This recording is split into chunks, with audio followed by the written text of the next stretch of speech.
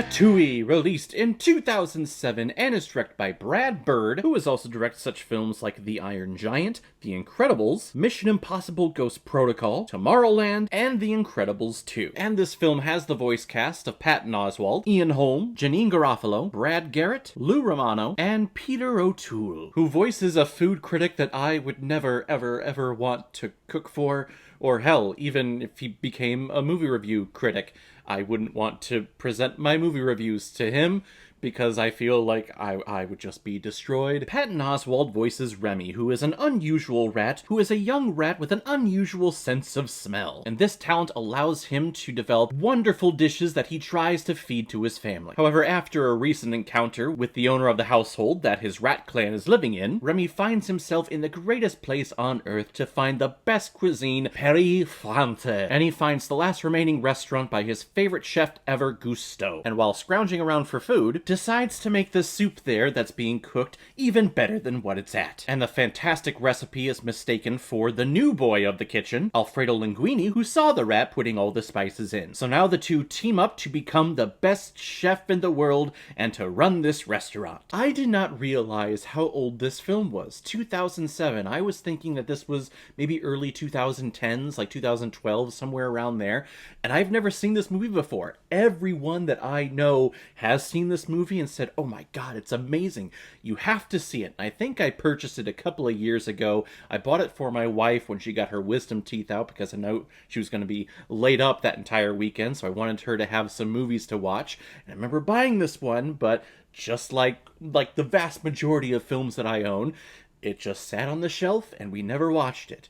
Until today. And everyone is right. This movie is wonderful. Shame on me for waiting this long to see this movie. Really, when you put the Pixar label on a film, 99.9% of the time, it's going to be at least great, if not excellent. This one, of course, falls under the category of excellent. I think the only Pixar film that would probably be labeled as not that great is the Cars movies, which I've never seen, so I can't judge. I just go off of what I hear. Well, I'm Brave, too.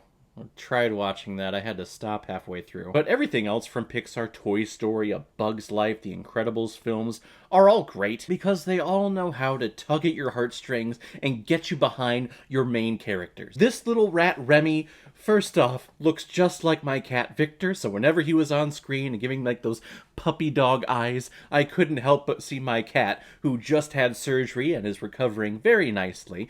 I just look at him and I go, aw, I want to hold you. And also the other half with the amazing sniffer, that's my wife. So it's a mixture of my cat and my wife into this one character. So I like him a lot. And he is a good character. He tries to do the best thing, the best good thing to do. He's hopeful. He believes in people, regardless of the faults that are presented to him.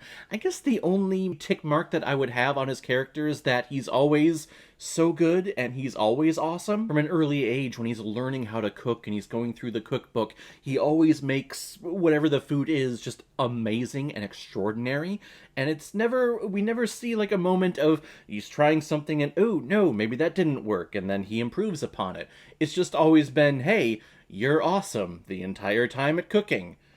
Not much of an arc there, but like I said, it's a small ding because the rest of this character I love. He's such a positive person, and it's weird calling a rat a person, but you know what? He's a person. That's what Disney and Pixar does. They take human characteristics and apply them to animals. That's what they've been known for several decades. I also love how, like, our hair has, like, a control center for rats to control our bodies with when he's under the hat for Alfredo and he's steering him and driving his arms and telling him to sniff this or taste that or add this or add that, all from pulling and tugging on his hairs. Maybe there's a nerve ending up there that we don't know about, but rats do. It's funny, I watched this movie and we have talking rats and rats who can actually cook on a stove, but when we get to the part of the brain steering technology thing, that's where I go, hey, That's a little unbelievable.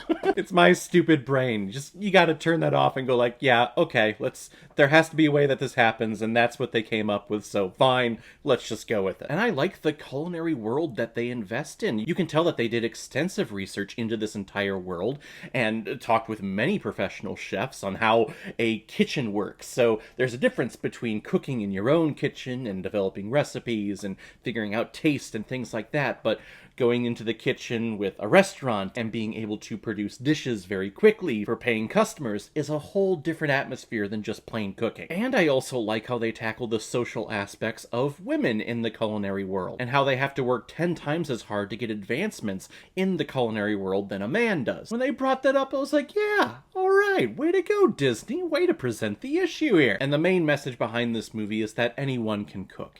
And I like that message because it's very true. Because if you are a human and you are alive, you can cook, or at least you know someone who can cook for you. But even every once in a while, you cook for yourself. Maybe it's not a 5-star restaurant cuisine, but you can cook for yourself. The difference here, and this is where Ego is getting all high and mighty in his critique of food and cuisine, is that everyone can cook, just not everyone can be a chef. That's a mentality I can get behind. And this character of Ego, this food critic, I just freaking love, because he's just freaking terrifying. When you're in the arts world, whether it's food, whether it's acting, whether it's editing, performing, art, whatever, your career, your professional career, lives and dies on the critics and the reviews that are published in a professional publication. If a critic bashes you, you're basically done, or it's going to take you a lot to build yourself up again. But if the critics love you, everyone is probably going to come out to see your stuff. And a lot of times when it comes to critics, they get an air about them because they feel that, well, everyone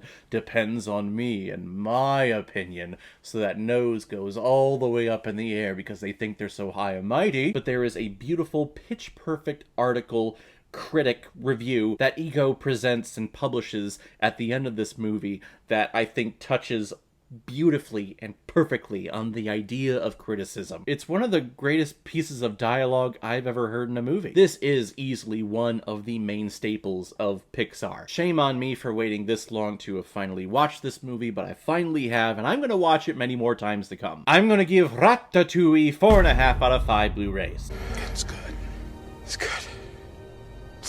Alright everyone, now comes my favorite part of my videos where I pick which movie I'm going to be watching next, and the next one is a PayPal recommendation from James Gilbry. You recommended the film The Wrong Guy. Never heard of this movie before, but it looks like it's starring Dave Foley from Kids in the Hall. I probably remember him from those episodes of Celebrity Poker. I forget what TV channel they aired on, but there was a big run there in like the early 2000s where they had all these celebrities playing poker. Some of them were professionals, some of them had no idea what they were doing, and he was the host, and it was always a good time. But I have no idea what this is. I'm not is this presented or produced by the Kids in the Hall?